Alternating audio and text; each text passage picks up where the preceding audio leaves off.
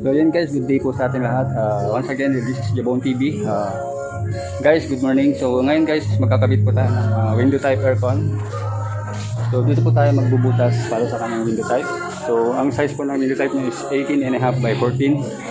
So ang brand po ng window type aircon niya is Carrier. So dito tayo magbubutas guys.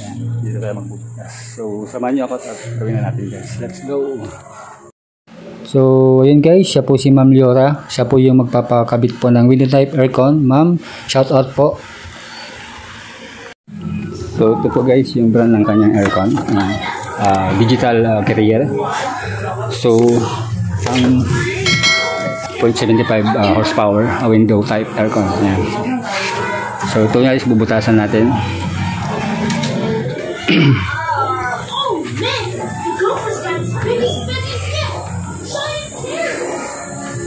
So dito tayo guys magbutas. So ang gawin natin guys is mag-intro tayo. So mag-drill tayo dito. Tapos sukatin natin. Bali 14 by 18.5 yung size. So ito guys, nagbutas tayo to intro para makuha natin yung size sa likod. Kasi back to back natin itong bubutas. Grinder. Yan. So nabutasan na natin. Bali 4. Tapos grind na lang natin guys. Ayan. Ganun din sa likod. Ayan.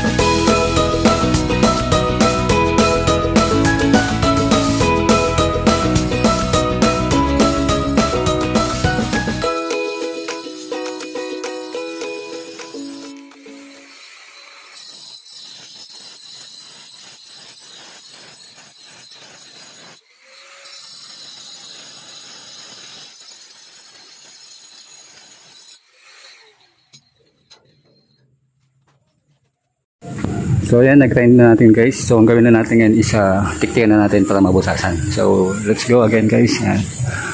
O kaya drill muna natin para mabilis. Yan.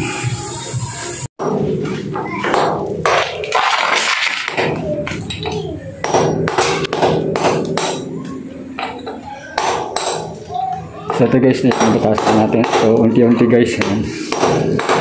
Yan, tiktikan lang natin.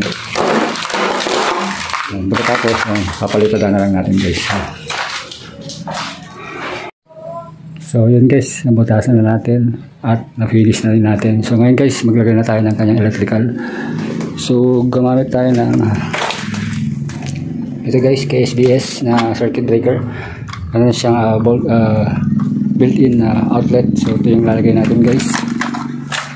Dito natin siya sasalpak. Ayan. Tapos maglay na lang tayo ng pataas. So gamit tayo ng flexible hose, tapos number 12 na wire.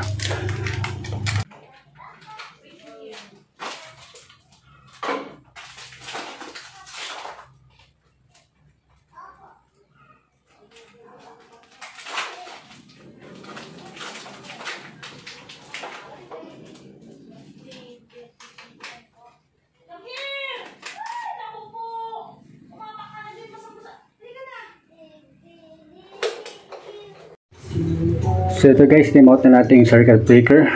Gumamit tayo ng 20 amperes. So ang gawin natin ngayon guys is yung pabit tayo ng flexible hose dito pataas. Bubutas tayo dito guys sa ceiling. Tapos dito sa kanyang main line. Doon tayo kukuha ng supply. So ang gawin ko lang guys is bubutasan natin ito. Ayan. Para sa kanyang flexible hose. Ayan. So ito guys, nilagyan na natin yung ating circuit breaker. Tapos nilibaba itong wire natin. Ayan, nilibaba natin. So guys, stop lang natin. So ang wire natin dito guys, ang linya is nasa line to neutral. So expect natin yung isa guys is yung ating ground. Tapos yung isa guys is yung ating live. So lagyan ko lang ng tagging guys para alam natin kung saan yung ground tsaka saan yung line natin. So ang ground natin dito guys is dito sa isang terminal natin, yun ang gawin natin neutral, tapos itong isa guys is yun ang live natin. So lagyan ko lang ng indicator guys itong ating wire. So ito guys, ikabit na natin. Ito yung live natin, tapos ito yung neutral. So kalun din guys sa ating pagkukunan, dapat alam natin yung saan yung neutral at saan yung live. Ayan. So ganyan ang mangyayari guys. Ayan, nagyalan natin ito ng C-clamp para magandang tignan. Ayan. So lagay ko lang yung cover guys.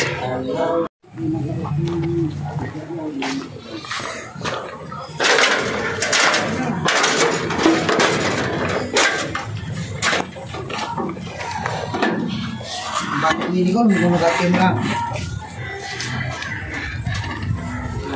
Vintage na.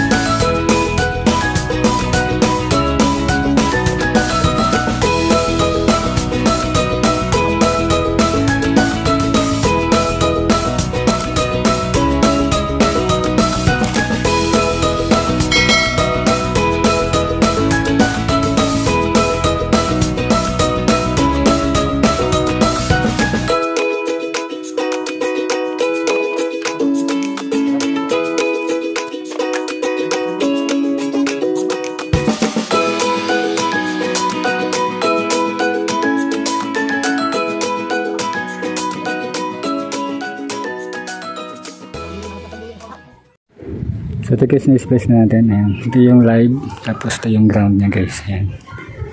So check na natin sa loob kung may supply na. So yan, naka-range tayo ng 750 sa AC. So check natin guys dito sa ating circuit breaker. Ayan. Tapos on natin. Ayan, naka-on na yung breaker natin. So yun guys, meron tayong 231 volts. Ayan.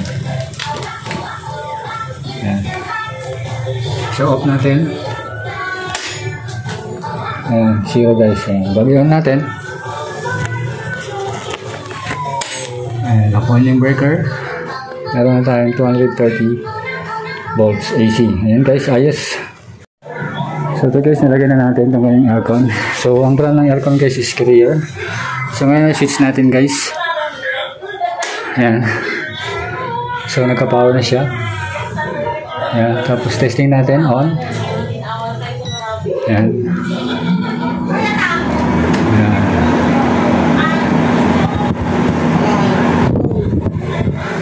So ayan guys. Ito yung temperature niya. Pwede mo siyang ibaba. Ayan. Ayan hanggang 18. So, pwede mo siyang itaas hanggang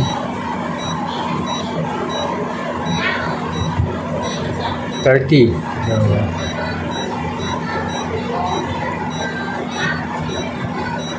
20. Mode natin. Fan. 2. 1. Number 2. 2. 1. Tapos mode. Ayan. So number 2 natin.